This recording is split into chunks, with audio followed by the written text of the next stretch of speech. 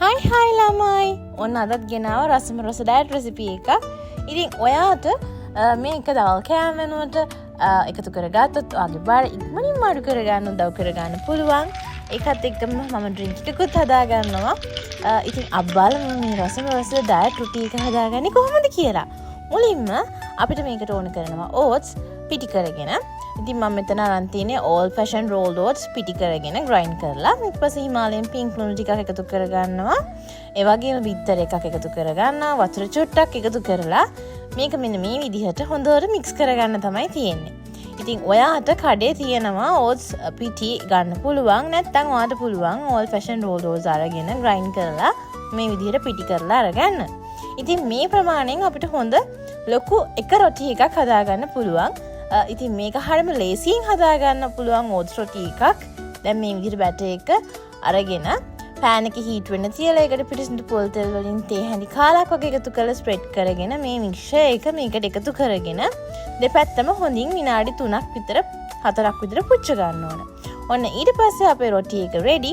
මේක ඉතින් ඔයා ගෙදර හදාගන්න ඕනම කරි එකක් එක රස බලන්න පුළුවන්. ඉතින් මම අද එකතු කරගන්නවා අල කරියක් එක්ක චිකන් එකතු කරගන්නවා. මොකද අපි අනිවාර්යයෙන්ම අපේ මීල්ස් වලට කැම වේලට ප්‍රෝටීන් එකතු කරගන්න ඕන. ක්‍රන්චිනස් එක වැඩි කරගන්න කියුකම්බර් එකතු කරගත්තා.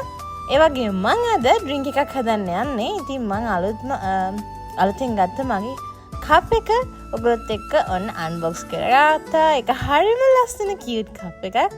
ඉතින් මට මේක යාළුවෙක් තමයි දුන්නේ. අපි දැන් අපේ ඩ්‍රින්ක් එක හදමු. මෙතන තියෙනවා මෙන්න මේ බ්‍රෑන්ඩ් එකේ එන ෆ්ලේවර්ඩ් ටී එකක්. මේක strawberry and banana flavored black tea එකක්. ඉතින් මේකේ කැලරීස් 0යි. මෙන්න මේක මේ විදිහට මම අයිස් ටී එකක් විදිහට හදාගන්න තමයි යන්නේ. ඉතින් මං කන ගමන් අනිවාර්යයෙන්ම ඩ්‍රින්ක් එකක් බොන්න හරියම කැමතියි. එතකොට මට බෝරින් නැතුව මගේ ඩයට් එක දිගටම කරගෙන යන්න පුළුවන්. මම මේ කියන්නේ මම හැමදාම කරන දෙයක් ගැන නෙමෙයි. මට ගොඩක් වෙලාවට හිතුණොත් මම මේ වගේ දෙයක් හදාගන්නවා. ඉතින් මම හොට් වෝටර් චුට්ටක් එකතු කරලා මේක විනාඩි 3ක් වගේ කාලයක් හොඳට තැම්බෙන්න දෙනවා. ඊට පස්සේ ඒකේ ෆ්ලේවර් එක හොඳට එනවා. මේකේ මේ brewing instructions උත් තියෙනවා. ඉතින් මේ විදිහට මේක විනාඩි 3ක් විතර තැම්බුණාට පස්සේ අපි අයිස් ටී එක හදාගමු.